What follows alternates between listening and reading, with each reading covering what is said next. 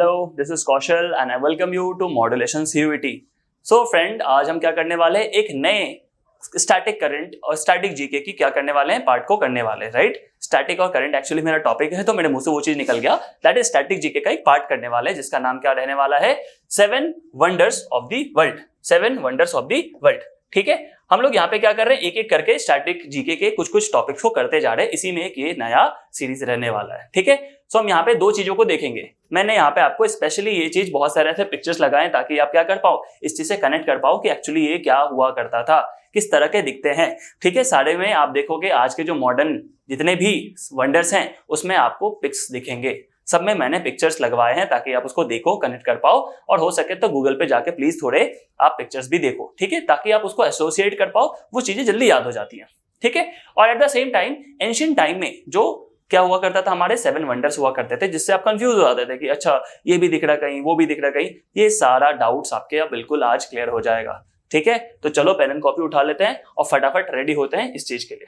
सो क्या नाम है, एंशिएंट वंडर्स। ठीक है, पुराने टाइम में यानी इतिहास में कुछ ऐसे वंडर्स हुआ करते थे जब हम पीछे के समय अगर रहते, ठीक है, हमारे परदादा के परदादा लोगों के समय, उससे भी पहले के समय में अगर हम वहां रह रहे होते तो वो एंशिएंट टाइम में वंडर्स कैसे थे, कुछ ऐसे थे जो हम अभी करेंगे। देखो, एंशिएंट वंडर से पहला क्या है, great pyramid of Giza, that is Egypt. Egypt में आपको पता है कि पिरामिड्स वहां पे बहुत फेमस है। तो जो पिरामिड ऑफ गीजा है, देखो पिरामिड्स बहुत सारे, लेकिन पिरामिड ऑफ गीजा एक अलग पिरामिड है जो कि इजिप्ट में है, वो बहुत फेमस हुआ करता था और उसको क्या किया गया है, उन्होंने एंशिएंट वंडर्स में नाम दिया था।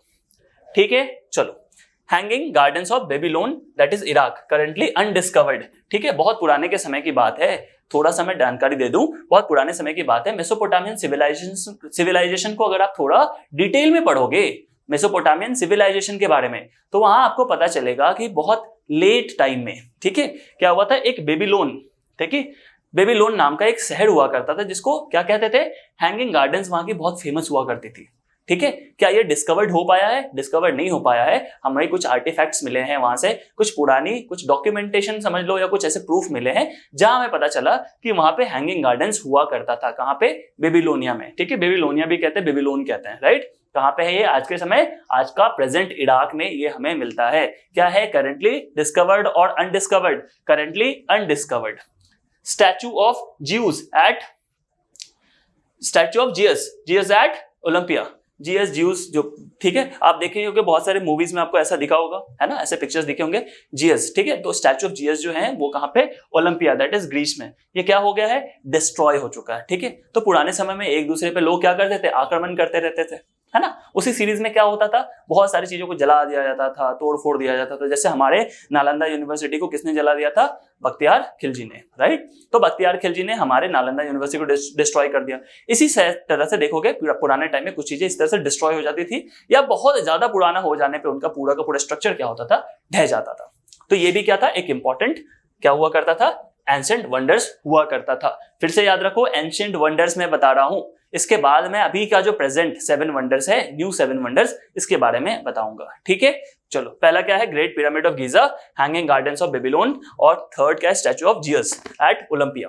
ठीक है, चलो, नेक्स्ट क्या है, mausoleum at, that is Turkey. Turkey में देखो बेसिकली क्या है, मौसोलियम एट हेलिकार्नासस। ठीक है, हेलिकार्नासस में क्या है, जो टर्की का पार्ट है, जहां पे क्या हुआ, रूइंस रिमेन, अभी बस थोड़े टूटे फूटे चीजें ही क्या हुई वहां पे अब डिस्कवर हो पाती हैं। ठीक है, नेक्स्ट क्या है, Colossus of Rhodes, that is Greece. ठीक है, कोलोसस ऑफ रोड्स, ग्रीस, ये डिस्ट्रॉय हो चुकी है, right. Lighthouse of the Alexandria, Egypt, वो भी क्या हो चुकी है, डिस्ट्रॉय हो चुकी है। ये लाइट हाउस कहां दिख रहा है आपको बताओ, लाइट हाउस कुछ इस तरह का दिख रहा है, ये अलेक्जेंड्रिया का है। ठीक है, ठीक है, कोलोसस ऑफ रोड्स, ये कहां है, ग्रीस, ये कोलोडस है। ठीक है, कोलोसस, राइट। इसी तरह से आप देखो बहुत सारे क्या है, एंशिएंट पार्ट के ही क्या है, रूइंस यहाँ पे अभी अवेलेबल है। सबके जगह पे देखो रूइंस अवेलेबल है, कोई डिस्ट्रॉय हो चुका, कोई डिस्ट्रॉय हो चुका, तो ये बहुत पुराने समय की बात है। ये सब अब क्या हो चुके हैं, टूट फूट चुके हैं।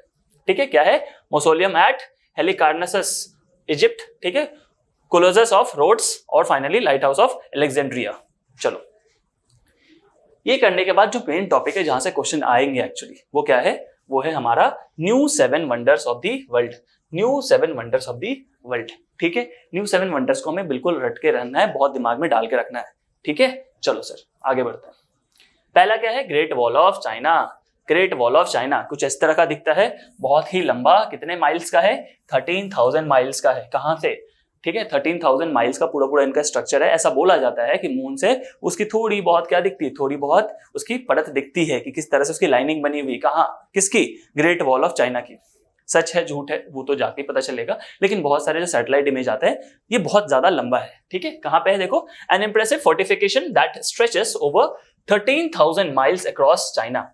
चाइना में ही 13,000 माइल्स तक है। 1 mile is equal to 1.6 kilometres, ठीक है। अब आप इसे कैलकुलेट करके देख सकते हो। It was built to protect the country from invasions. क्या होता था कि मान लो चाइना कुछ इस तरह का अगर मैप है, चाइना की मैप है, तो कुछ इस तरह से इन्होंने बना दिया ताकि उस तरफ कोई जा ना पाए, राइट। क्यों, क्योंकि वहां से आक्रमण बहुत होती थी, है ना। तो आक्रमण को बचाने के लिए पूरा का पूरा मेनलैंड जो चाइना है उसको बचाने के लिए उन्होंने क्या कर दिया, बहुत बड़ा सा एक वॉल ही बना दिया, ठीक है, ताकि उसको अगर पार करके कोई उस समय ना आ पाए। आज के लिए जरूरी है क्या ये चीज, आज तो कोई काम का नहीं है। क्यों, क्योंकि आज तो बहुत सारे एयरक्राफ्ट आ गए हैं, ठीक है, ऊपर से कोई चला जाएगा, राइट। बहुत सारे नए नए इक्विपमेंट्स आ गए, बहुत सारे, क्या आप देख सकते हो, बहुत सारे टैंक्स आ चुके हैं जो उनको आराम से डिस्ट्रॉय कर सकती है। पुराने समय में ऐसा कुछ अवेलेबल नहीं था, तो उस समय के हिसाब से ये बहुत बड़ी क्या है, अचीवमेंट है, राइट। तो पहला याद रख लोगे आप लोग, ग्रेट वॉल ऑफ चाइना, ठीक है। चलो पिक्चर्स को पहले देखो ध्यान से, फिर आप थोड़ा सा कनेक्ट कर पाओगे। क्या है, Petra, N archaeological city in Jordan known for its rock cut architecture. ये रॉक कट आर्किटेक्चर है, ठीक है। रॉक कट आर्किटेक्चर हमारे इंडिया में भी बहुत फेमस है। अलग बात है, उसको अभी तक बहुत ज्यादा यूनेस्को वर्ल्ड हेरिटेज साइट नहीं बनाया गया किसी को, मतलब आप देखोगे 7 वंडर्स में नहीं है। आप अगर ध्यान से देखोगे तो हमारे इंडिया में ही इतने सारे ऐसे बहुत सुप्रीम स्ट्रक्चर हैं जो आराम से टॉप 7, अगर टॉप 10 होता तो हमारे 5 तो ऐसे ही हमारे इंडिया के भी हो सकते थे, है ना। बहुत ही अलग अलग, बहुत ही क्या बोल सकते हो, उत्कृष्ट तरीके का, बिल्कुल आप देखोगे हमारे पास भी रॉक कट आर्किटेक्चर है, ठीक है। आपने सुना भी होगा एलोरा केव में जो हमारे पास जो पूरी की पूरी मंदिर है वो, ठीक है, शिव जी की, वो मोनोलिथिक है। मोनोलिथिक मतलब एक ही पत्थर को ऊपर से काट के क्या किया गया, उसे बनाया गया, तराशा गया, ठीक है। ये अपने आप में ही क्या है, बहुत यूनिक बात है, ठीक है। कहीं भी आज तक इतने बड़े मोनोलिथिक पत्थर से, मोनोलिथिक मतलब एक ही पत्थर, अलग से पत्थर जोड़ा नहीं गया, उसको रिमेन्स को हटाते हटाते, उसका मलबा को हटाते हटाते ऊपर से नीचे तक बनाया गया है, ठीक है। तो ये सारे बहुत सारी चीजें। It was once a vibrant trading hub. यहाँ पे ट्रेड किया जाता था, बहुत लोग आते थे ट्रेड करने के लिए, यानी वहां पे एक ट्रेडिंग सेंटर हुआ करता था। आज ट्रेडिंग सेंटर देखो बहुत सारी जगह पे डेवलप हो रही है, जैसे मान लो गुजरात में डेवलप हो चुकी है इंडिया की, है ना। न्यूयॉर्क में बहुत बड़ा ट्रेडिंग सेंटर है, ठीक है। इसी तरह से दुबई में देखो, दुबई में आज के टाइम में बहुत इंपॉर्टेंट ट्रेडिंग हब बन रहा है वो धीरे धीरे, है ना। सिंगापुर बहुत इंपॉर्टेंट ट्रेडिंग हब है, ठीक है। चाइना में आप देखोगे क्या, शंघाई बहुत इंपॉर्टेंट ट्रेडिंग हब है, ठीक है। टोक्यो जापान का, ठीक है, ये सब बहुत इंपॉर्टेंट ट्रेडिंग हब है। तो पेट्रा देखो क्या था, एक समय का बहुत ही वाइब्रेंट ट्रेडिंग हब माना जाता था, ठीक है। और ये रॉक कट आर्किटेक्चर का है, क्लियर है। कहां पे है ये, जॉर्डन में, ठीक है। क्वेश्चन को ध्यान से पढ़ना, कुछ भी आ सकता है, पूछ देंगे कौन से शहर का था, तो जॉर्डन का, ठीक है। कौन से देश, सॉरी, जॉर्डन देश जो है आज का, उन वहां पे ये देखोगे आप। Next is Christ the Redeemer, ठीक है। इस तरह का कुछ बहुत बड़ा सा ऐसा इमेज बना हुआ है, ठीक है। क्राइस्ट, जीसस क्राइस्ट, इनकी ऐसी कुछ इमेज बनी हुई है। कहां पे है ये देखो, कहां पे है, ब्राजील में।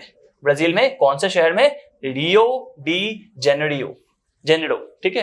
रियो डी जेनेरो या रियो डी जेनेरो, ठीक है। ये ब्राजील का एक शहर है जहां पे आप देखोगे इस तरह का कुछ बहुत बड़ा सा स्टैचू बना हुआ, जिसको क्या बोलते हैं हम लोग, क्राइस्ट द रिडीमर।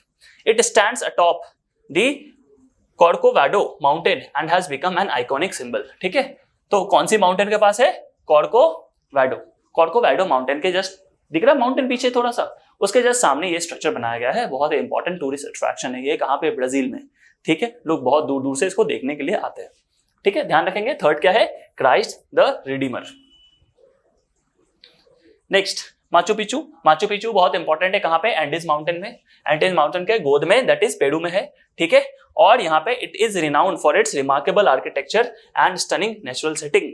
ये बहुत ऊंचाई पे इस तरह का स्ट्रक्चर बनाना उस समय के हिसाब से बहुत बड़ी बात हुआ करती थी, ठीक है। तो वहां पे एक ऑलरेडी इतने ऊंचे जगह पे एंडीज माउंटेन में, पेरू में क्या हुआ है, बहुत यूनिक तरीके से वहां पे स्ट्रक्चर बनाई गई, है ना। इसी स्ट्रक्चर को एक नेचुरल सेटिंग के तरीके से उनको सेट किया गया है, ठीक। और इसीलिए इसको क्या बोला जाता है, इतने ऊंचाई पे इस तरह का स्ट्रक्चर बहुत पुराने समय में बहुत बड़ी बात हुआ करती थी, इसलिए इसको कहां डाला गया है, वंडर्स में डाला गया, that is 7 wonders of the world में, ठीक है। तो चौथा नंबर क्या है, माचू पिचू, ठीक है। Next Chichen Itza. Chichen Itza कहाँ की है? एक मायन सिटी थी, ठीक है, मैक्सिको में, जहां पे वेल प्रिजर्व्ड कुछ रूइंस बचे हुए हैं, ठीक है, including the L Castillo pyramid. L Castillo pyramid, ये एल कैस्टिलो पिरामिड है, ठीक है, और ये एक्चुअली किस चीज की एक्चुअली प्रतीक है, सिंबल है मायन सिविलाइजेशन की, ठीक है। आज के समय में जो आप मैक्सिको देखते हो, मैक्सिको में एक अलग तरीके की सिविलाइजेशन थी जिसका नाम था मायन सिविलाइजेशन। जैसे हम सुनते हैं ना इंडस वैली सिविलाइजेशन, इसी तरह से बहुत बाद में, ठीक है, जहां मैक्सिको आज के समय में है वहां पे मायन सिविलाइजेशन थी। और वहीं पर आप देखोगे इस तरह का कुछ बना हुआ है जिसको क्या बोलते हैं, एल कैस्टिलो पिरामिड, ठीक है, और इसके आसपास कुछ रूइंस बस बचे हुए हैं, ठीक है। याद रहेगा क्या नाम है, चिचेन इट्जा। चिकन मत याद रख लेना, चिचन, ठीक है, चिचेन इट्जा, चिकन नहीं ठीक है। चलो, और इन सब के गूगल करके आप थोड़ा इमेज को अच्छे से देखोगे भी, कोई दिक्कत नहीं है। Next is Colosseum. कोलोजियम है ना, ये क्या है, an amphitheatre in Rome Italy, famous for hosting gladiatorial contests and other public spectacles during the Roman Empire. आप लोगों ने अगर नहीं पढ़ा तो पहले एक्चुअली यूरोप में बहुत एक बड़ी सी डायनेस्टी हुआ करती थी जिसका नाम था रोमन एम्पायर, ठीक है। लगभग 6 AD तक ये रही थी, 6 AD है ना, BC से थोड़ा पहले से उनका अस्तित्व था। बहुत ज्यादा इन्होंने क्या करा, बहुत ज्यादा इन्होंने ज्योमेट्री पे काम करी, मैथ्स पे काम किया, बहुत समृद्ध थे, ठीक है, रोमन एम्पायर। तो रोमन एम्पायर में ग्लैडिएटोरियल मतलब आप देखा, आपने अगर मूवी देखा है ग्लैडिएटर और ये सब, तो उसमें देखते हो बहुत एक घोड़ा पे लेके एक वॉरियर था, उसके हाथ में भाला वाला ऐसा रहता था, ठीक है, और वो लोग लड़ाई करते थे, कॉन्टेस्ट होता था यहाँ पे, ठीक है। कुछ ऐसे बहुत इंपॉर्टेंट अगर इवेंट होती थी तो ये एक्चुअली एक एम्पी थिएटर था, मतलब लोग इकट्ठा होकर एक साथ उसको सेलिब्रेट करते थे। कभी ऐसा फाइट हो गया, ऐसा कुछ हो गया, ये सब सेलिब्रेट करते थे। ये कहाँ पे, इटली, दैट इज रोम में, ठीक है। रोम उनकी क्या होती थी, कैपिटल होती थी, किनकी, रोमन एम्पायर की। रोमन एम्पायर का नाम भी इसलिए पड़ा क्योंकि वो रोम से ही ऑपरेट होते थे, रोम उनकी कैपिटल हुआ करती थी, याद रहेगा। चलो, कोलोजियम है ना।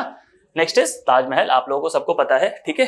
ताजमहल क्या है, बहुत फेमस है, इंडिया का पार्ट है और आप लोगों को सब कुछ इसकी जानकारी है। ताजमहल किसने बनवाया था, शाहजहां ने। शाहजहां किसके पुत्र थे, जहांगीर के। शाहजहां का पुत्र कौन था, औरंगजेब। ये सारी बातें आपको रजनीश सर बिल्कुल अच्छे से बताएंगे हिस्ट्री में भी, ठीक है। तो ताजमहल एक्चुअली हमारे अभी आगरा में है, और आगरा में ही क्या हुआ था, उनके अपनी बेगम के शौक में उनका एक कब्र बनाया था उन्होंने, और उसके ऊपर ही इतनी बड़ी सी क्या बनाई है, एक तरह का ये टुम्ब है ना, ये टुम्ब है ना, टॉम्ब नहीं कहते, टुम्ब कहते हैं, TOMB, टॉम्ब भी कह सकते हो, कोई दिक्कत नहीं, टुम्ब, ठीक है। एम्पायर शाहजहां ने बनाया था। एक क्या है, मौजोलियम। मौजोलियम मतलब मार्बल मौजोलियम, है ना, मार्बल से बना हुआ बहुत बड़ा सा भव्य इमारत जैसा बना हुआ मौजोलियम, मतलब जिसको जहाँ पे कब्र की पार्ट है एक्चुअली, है ना, अपनी बेगम को उन्होंने दफनाया था, ठीक है। तो ये बेसिकली 7 ऐसे क्या है, 7 ऐसे इंपॉर्टेंट आज के समय में हमारे वंडर्स है, ठीक है। और ये जो मार्बल्स आते थे ना, ये पर्शिया से आते थे। पर्शिया समझते हो आप, ईरान, आज के टाइम का जो ईरान है उस समय उसको पर्शिया बोलते थे। क्यों, क्योंकि ईरान में आज जो बेसिकली आप देखते हो रिलीजन दैट इज इस्लामिक है, जहाँ पे सिया सेक्ट के लोग ज्यादा रहते हैं। लेकिन पहले के समय में ऐसा नहीं था, वहां पे ज्यादा आबादी किसकी थी, पर्शियंस थी, ठीक है, पर्शियंस लोग रहते थे, ठीक है। जो वहां पे पर्शियंस रहते थे उसका ही नाम, इसलिए देश का नाम क्या था, पर्शिया हुआ करता था, ठीक। बाद में बहुत टाइम बाद मतलब इस्लामिक अटैक्स हुए वहां पे, फिर इस्लाम धीरे धीरे रिस्टैब्लिश हुआ, और वहां की जो असली जो पूरी की पूरी जो लोग हैं दैट इज जो हुआ करते थे पर्शिया में, वो पूरा डिस्प्लेस हो चुके हैं। आज के समय वो लोग नहीं है वहां पे, ठीक है। तो उस समय इसको पर्शिया कहते थे। वहां से व्हाइट मार्बल्स लाया करते थे हाथी से। आप समझ सकते हो कितना खर्च हुआ होगा। इसको भी एक तरह से डाउनफॉल का रीजन बोला जाता है मुगल एम्पायर का, ठीक है। चलो, तो ये सारी कुछ जानकारी है जिसको आपको बहुत अच्छे से डाइजेस्ट करना है, नाम आपको देखना है, कुछ जुड़ी हुई जो देश है उसको कनेक्ट करना है। 7 वंडर्स आपके मुंह पे रटा हुआ होना चाहिए, ठीक है। मैंने बाद में बताया था चिचन इट्जा है वो, चिकन इट्जा नहीं करना, ठीक है। और कुछ ऐसे जो कोलोजियम जो हैं, जितने भी चीजें, माचू पिचू का पार्ट था, राइट, ये पेट्रा है, जितने भी है इन सबको आपको बिल्कुल क्रैम कर लेना है, ठीक। कौन से देश में है, कौन से शहर में है, इंपॉर्टेंस क्या थी, ठीक है, ट्रेडिंग हब के फॉर्म में किसको यूज करते थे, ठीक है। तो ये सारी बहुत इंपॉर्टेंट जानकारी आपको आनी चाहिए, ठीक है। तो ये लेक्चर यहीं पे खत्म होता है। ऐसे ही बहुत इंटरेस्टिंग आपको स्टैटिक जीके के पार्ट्स यहाँ पे मिलते जाएंगे। आप प्लीज नोट डाउन करके लिखें।